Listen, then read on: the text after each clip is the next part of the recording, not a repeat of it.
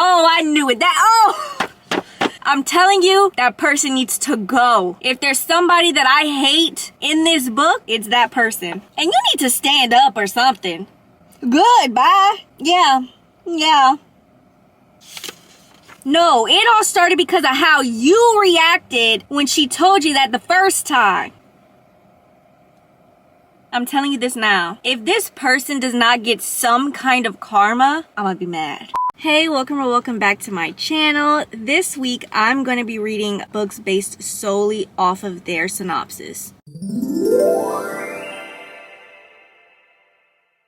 I'm excited. I already have my first book, Worth Fighting For by Jessie Q. Suntanto. This came out last year, and this is a Mulan reimagining. I had no clue at the beginning of this book. I just saw the character's name is Mulan. I'm like, hey, that kind of reminds me of the movie. And then I actually started reading the synopsis, and I'm like, wait a minute, this is Mulan. And when I looked at the copyright date, right next to it, it says Disney Enterprises Inc. And I'm like, I wonder if this is a Mulan reimagining. And then when you flip to the back, it actually is. This is a collaborative series with the witty and deeply romantic modern reimaginings of Disney's most iconic fairy tales from best-selling authors Julie Murphy, Jasmine Guillory, Zoraida Cordova, and Christina Lauren, and obviously Jessie. I still have yet to read a Jasmine Guillory book, so maybe this might be the one of hers that I start with. So the one that Jessie chose was Mulan. Mulan is my favorite princess, by the way. I'm not into princesses like that. I could give you a top 5 if I had to, but there's only one Disney princess movie that I've seen multiple times, and that is Mulan. I love it down. I also enjoy the live action as well. So we have, y'all probably can't see, but we have Mulan works in finance, and her dad ends up having a heart attack at the beginning of the book. However, right before his heart attack, he had been trying to acquire a family-owned whiskey distillery that is Shang's family's. Now that Mulan's dad is basically bedridden, he needs to relax and slow it down, she has decided she's gonna take it into her hands, and she's gonna try and get their company. They are both Chinese. The problem is Shang's family is very traditional. They do not want to work with a woman. Mulan is going to pretend to be her father and try and get this company. When I first heard that, I didn't know, like, is she literally going to pretend to be her dad like Mulan did in the movie? No, it's just by name. When Mulan's dad was still active, he had been exchanging emails with Shang. Shang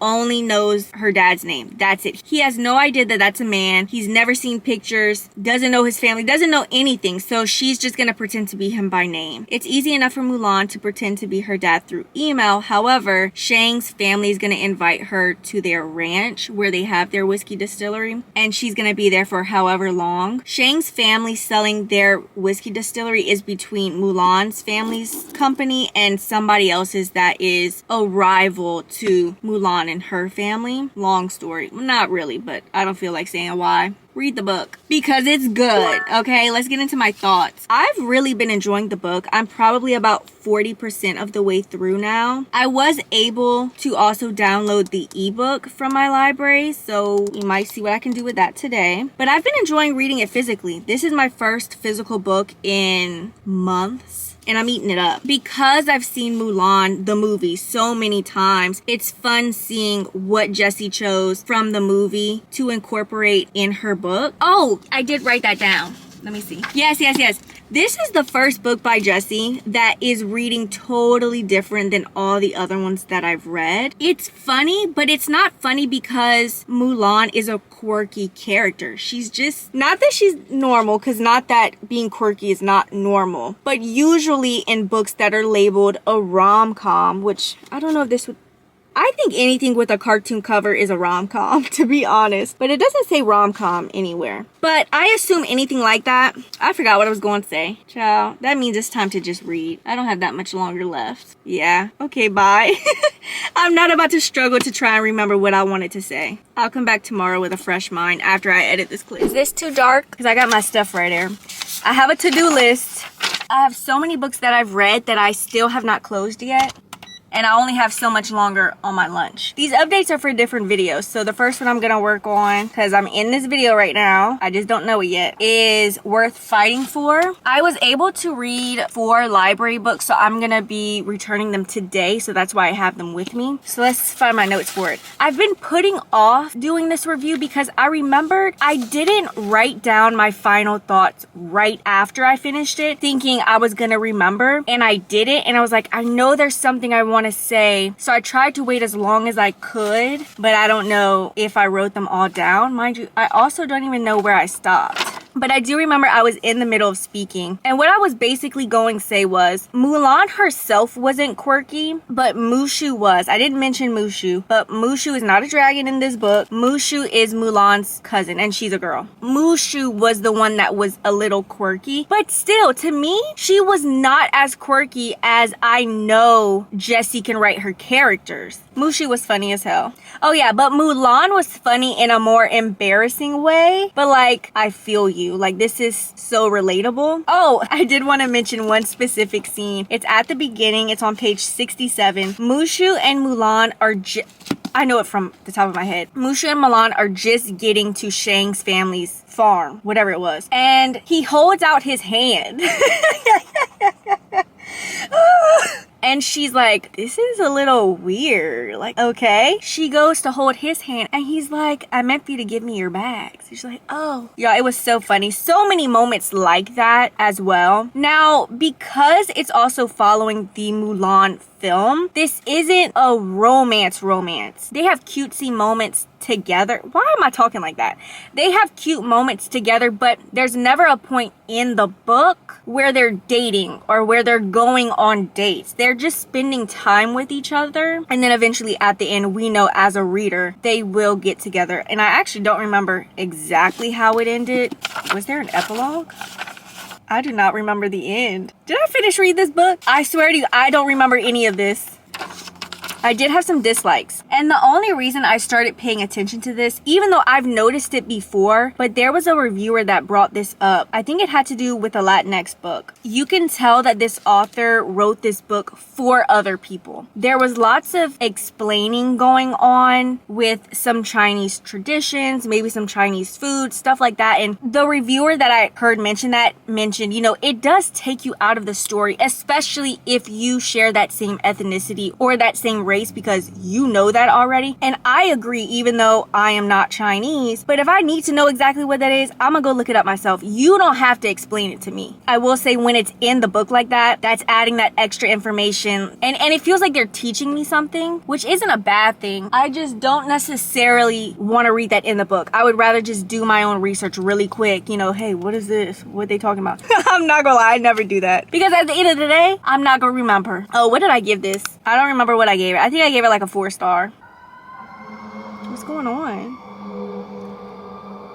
Speaking of this fire truck, I don't know if y'all can hear that, but I just tried Firehouse subs for the first time today. It was good. I miss Quiznos, I'm not gonna lie. If you saw my video where I went to the library, this was the one book that I went for, and I ended up going to 2 locations and I got a total of 12 books. I can probably say that I did start it, and it's good. It's always rough for me starting books, especially physical books. And I'm saying page 1 to like page 50. When I tell you I started this book yesterday morning before work, I read 1 chapter, and then on my hour lunch for maybe 40 minutes, I read, maybe not 40, I'll say 40, I don't know. But yesterday I ended up getting to page 40 something before I got home. And then when I got home, I wanted to read until like the next chapter. I didn't want to stop in a chapter. So I ended up reading till like page 53, or I want to say 57. It might not seem like a lot, but for me, starting the book, that was amazing yesterday.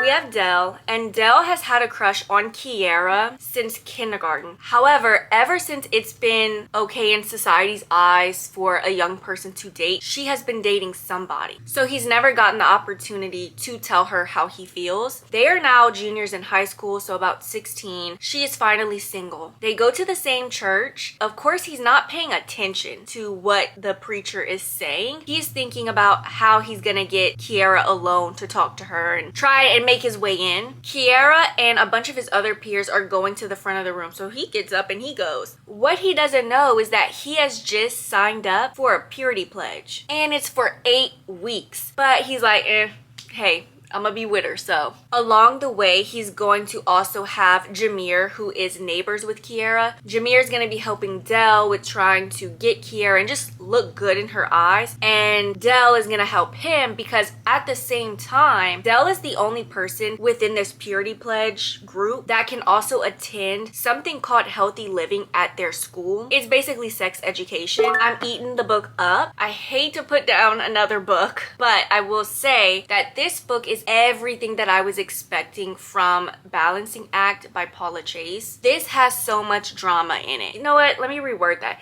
It's not that it has so much drama, but there's so many different things going on that at some point it's gonna build and build and build to something. I don't know what it is. Well, I feel like I do. Without specifying too much, but some of the things they have, Dell has a sister named Cressy who is probably 2 years older. She's in college. She has been having secretive phone calls with their mom. There's a group of girls in the town that are called the Baby Getters. We have Jameer's family life. I don't know if something is gonna come from that. It's sad. And then we also have the Purity Pledge classes versus the Healthy Living classes. There's honestly more than that. It sounds like a lot, but I have a feeling like it's gonna all come together and make one big conflict. And my eyes are just...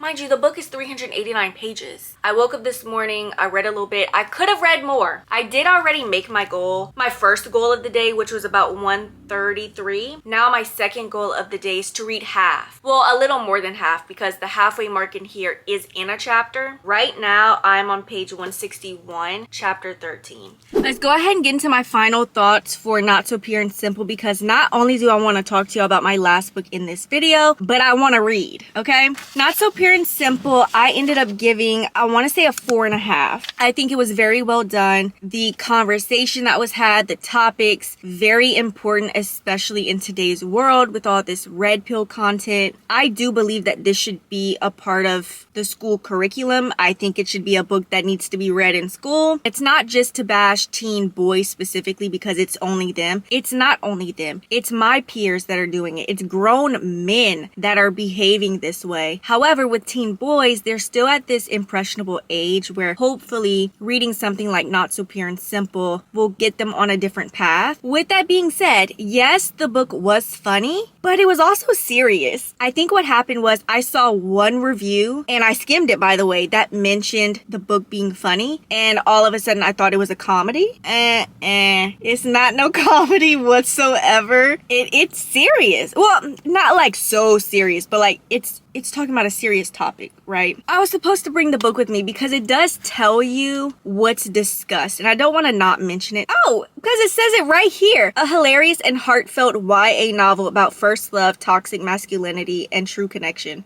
I mean, it was funny, but I feel like when you say hilarious, I'm thinking it's about to be a comedy. I wouldn't say it was a comedy. Yeah, thoughtful, hilarious read offers a timely viewpoint on religion, toxic masculinity, and teen sexuality. Again, very important conversation that should be had. I was not expecting the conflict that we had in the book. I had some guesses as to what was going to happen because there were so many things going on in the book with the Baby Getters and Cressy's secret. And I say secret, but her secretive conversations with her mom. And then, of course, with Dell and Kieran. All of these things definitely made sense, but I just guessed wrong as to what the conflict was going to be. Maybe not necessarily what I will say what the conflict was going to be. I wasn't expecting that. I forgot what I thought was going to happen. Oh, yeah. I thought that was going to happen. If only y'all knew what I was talking about in my head, but I'm not telling. What else? I loved the book, but there was something about the ending. It just felt too optimistic, which feels kind of dumb because at the end of the day, the story itself, like the book, is fictional. I mean, duh, it's gonna have a more optimistic ending. I think my main issue with the ending was how it wrapped up specifically with the church. That just felt a little too optimistic for me, and that's all I'm gonna say about that. I will definitely be reading more by Lamar Giles, and I actually wouldn't mind revisiting Ruin Road. I think maybe at the time it just wasn't for me, because I remember, I think I read like 1 page or 2 pages. I don't think I had gotten far into that book. My next book, or my last book, without further ado, ooh, Lord, what am I gonna drop? Brooklyn by Tracy Brown.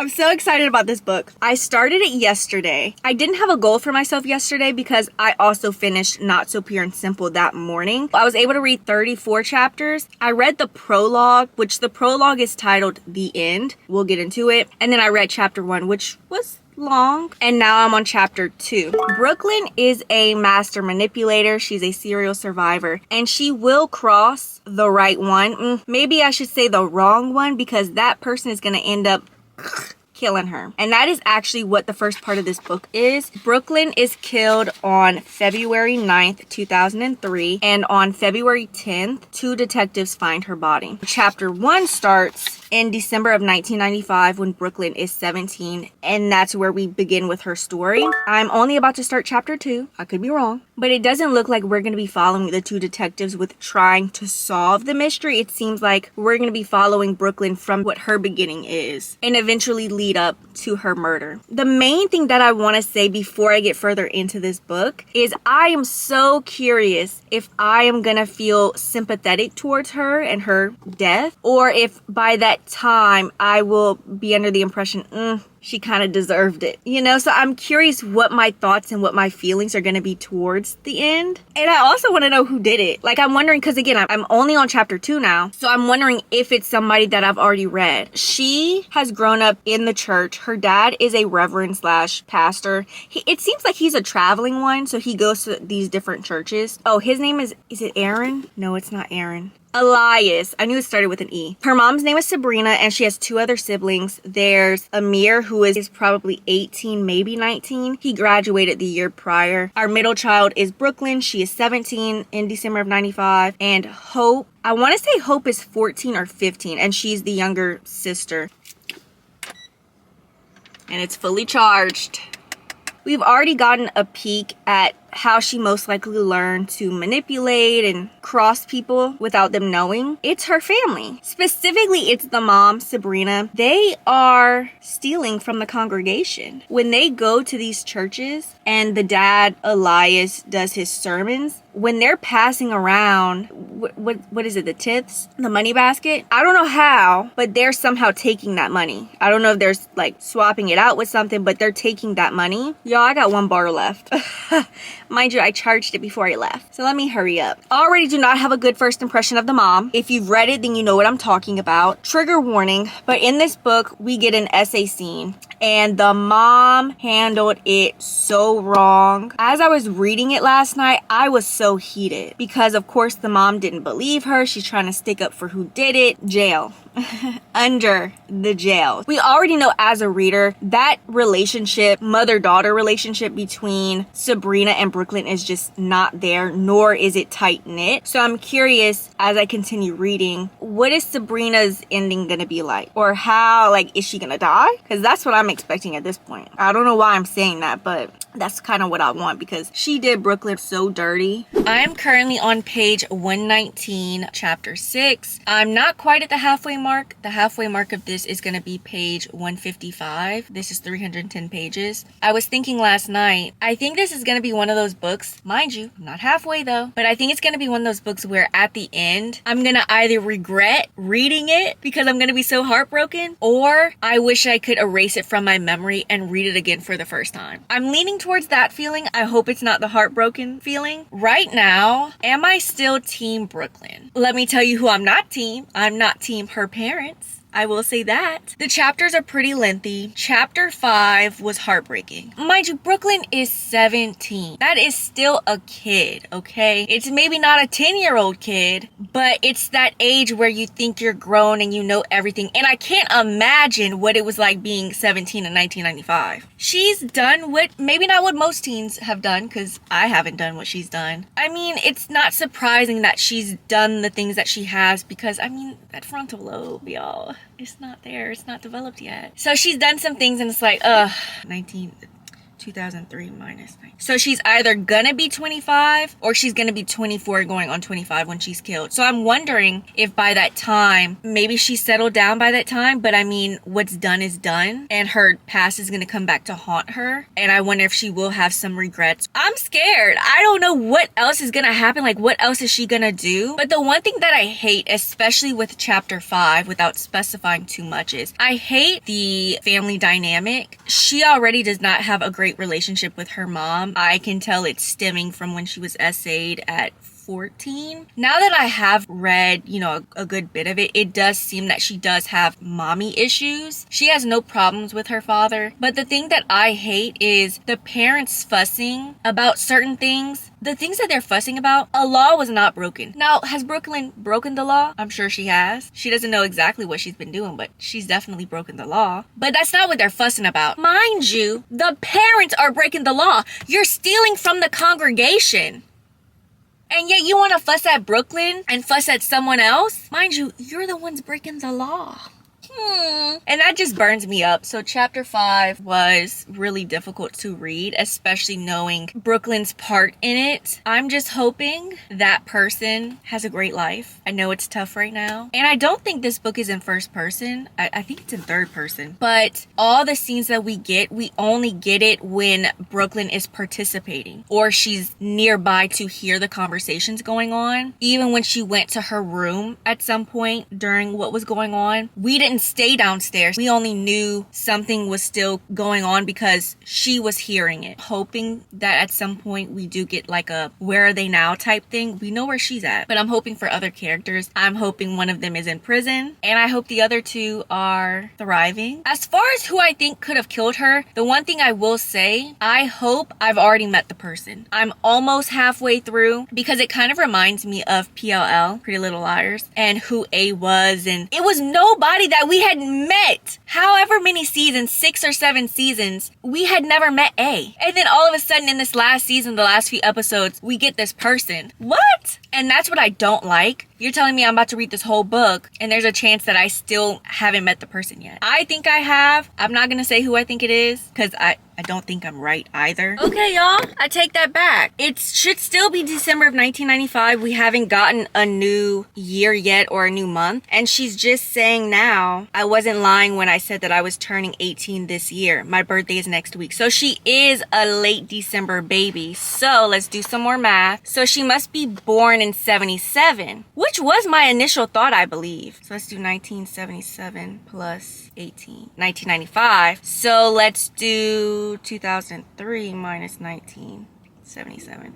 So she's 26, even better. Well, I mean, she's gonna die, but age-wise. So I'm even more curious now what her mindset is gonna be at 26. And she will be 26 at the time because it's gonna be February.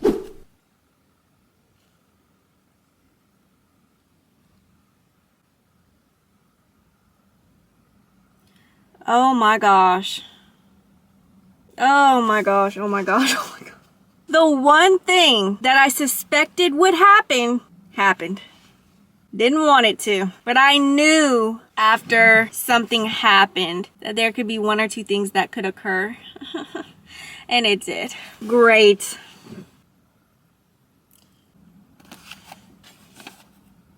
I will say this, I have no idea where this story is going. Like, obviously I know how it ends, but like, what is she gonna be getting into? You know what I mean? Cause so far, I mean, I'm not gonna say hold on. Y'all should know by now what I'm doing.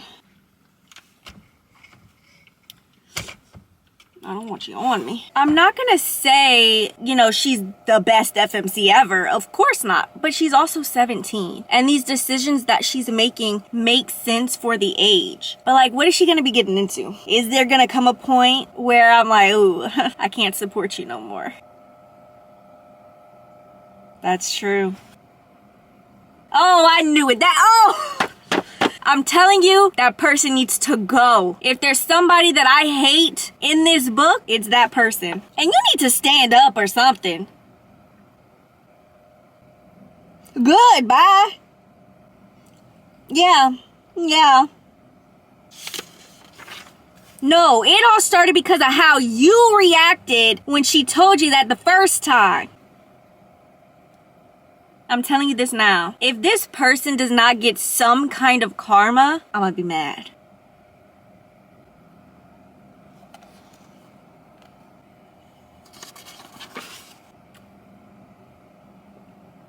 I just want to know the disconnection here. I think that's my biggest curiosity, if you will. Am I a bad person for not understanding? Like, okay, I am almost to the halfway mark. I have 10 pages until the halfway mark. So if you've read the book and you kind of remember the book and where I am I wrong to still be Team Brooklyn? I'm not saying what she's doing is okay, but like, the girl is 17. She's making stupid decisions. But at the same time, the other people also need to put their feelings in check. Why are y'all getting all hurrah, you know, all rowdy, and y'all are the ones that's escalating it? You know what I mean? Maybe I'm wrong. I don't know. I think I also just can't stand this character. I think that's the biggest thing. So anything this person say, I don't care. Blah, blah, blah, blah, blah, blah. I still didn't get my glasses fixed. They slide. Not only because I'm sweating, they were never adjusted to fit. So I have to put them on top of my ears like this. Hey, that's what I said. Not to talk about Not So Pure and Simple, but one of the things that I didn't mention about that book, but I'm also noticing it in here, so I'm going to bring it up. If you're not paying attention, you might miss some type of foreshadowing. It's happened before, and I'm just now getting to another part, and it's foreshadowing something else, and it's like, oh, I hate that, but let me mention that because I forgot the last time. I don't know, y'all. I feel like I'm going to be sad when she's killed. I'm finally at the halfway mark. Hi everyone. I am back with my final thoughts on Brooklyn, and I'm so nervous. I keep putting it off because I finished Brooklyn a few days ago and I did write down my notes, but I'm so nervous that I forgot something and it might not go as smoothly as I would like, because that always happens. I do better with talking to my invisible camera than I do on my actual camera when it's time to like lock in and tell y'all how I feel. Ooh, where's my notes? Hold on. Okay, is this it? Brooklyn. Yeah. I don't even know where to start. I will say this, as far as my rating goes, I have no idea. That is another reason why I was putting off my review, because I'm thinking, okay, let me just try and think this through. What am I feeling? I still don't know. I did post my July wrap up on my Instagram stories, and I even put on there, this is either a 4.75 or a 5-star. I have no idea. What I like about this book is that I do have lots of thoughts on it. I think on one hand, it's odd because normally my 5 stars, I don't have much to say besides it A. Usually my 4 stars, I will have like some dislikes, and not even dislikes, but just things, you know, that I'm mentioning besides I like the book. And with this book, I do have lots of things to mention, and it's throwing me because it's like, could that still be a 5-star? And it's like, well, yeah, because the stuff that I have to say, it's about the book. It's not like the writing or any complaints on that. I did listen to 2 chapters of the audiobook, so that's probably about 60 pages. Personally, didn't like the audiobook. It read better to me as a physical book. I mean, my eyes were moving a mile a minute. She was trying to do this accent. She's doing it for Brooklyn and somebody else, and I'm like, what is this accent? And it was really annoying. Mind y'all, it's already been a few days. I do remember the book itself, but I don't necessarily remember every single thing I wanted to say, so I might as well just read what I wrote. Why not? I'm so conflicted with my feelings. I still feel sympathetic towards Brooklyn because I still blame one character for her wanting to chase that feeling of belonging and being loved. loved and wanting to do the opposite of what's expected of her. At the same time,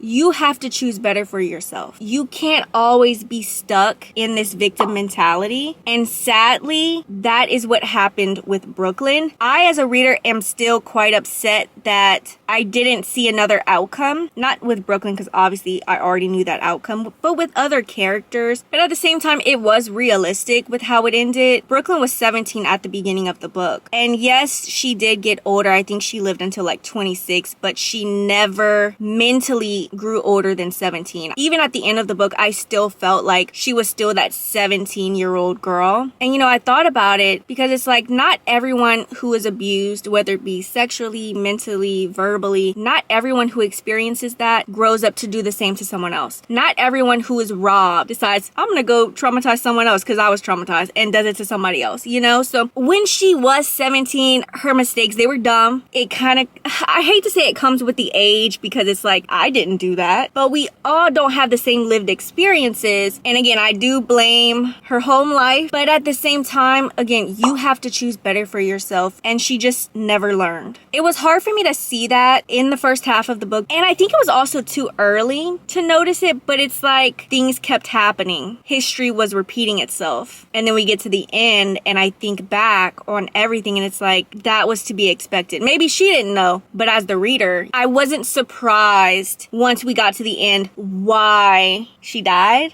Again, I still felt sorry for her, but like at the same time, I was trying to remind myself all that she put people through, all that she did. I don't know. And it could just be because she's also our main character. It's not like this is some side villain character that we're talking about. This is our FMC. So of course I'm gonna feel some type of way towards her. Let's see what else. Okay, I do remember saying this. So another reason why I was conflicted on my rating was because I think I hyped it up to be more than what it was. The story didn't go as I expected. And what I mean by the story didn't go exactly how I thought, I think it has to do with what she got up to. I thought she would, how do I word this without spoiling too much? I thought she would have gotten herself into more trouble than what she did, but she didn't. It was still graphic. I think it's still readable. Now, it also depends on what your triggers are, because there is an essay scene in here. Well, technically, there's two, I guess. Well, there's an actual essay scene, and there's a statutory rape scene, because technically she was a minor and he was 24. There was also gaslighting, obviously murder, drugs, but it felt contained. It wasn't all over the place. We weren't just, here's all these different trigger warnings like on a platter. No, but obviously if that is something that triggers you, then no, I wouldn't read it. And finally, the ending. I thought the ending was perfect. I couldn't ask for a better ending. Again, not her being kaput, but more so how the author went about closing the book. Although it maybe feels open-ended to some people, it's not for the average reader because you know everything that's happened. You're not missing out on anything, and I just thought it was wrapped up so beautifully. I will definitely be checking out more books by Tracy Brown. I'm excited. I do have my eye on one, and it's actually just based off of the title. It's called Criminal Minded. I love the name of that. That is it for today's video. If you reached the end, comment down below this emoji, and I'll see you next week. Bye!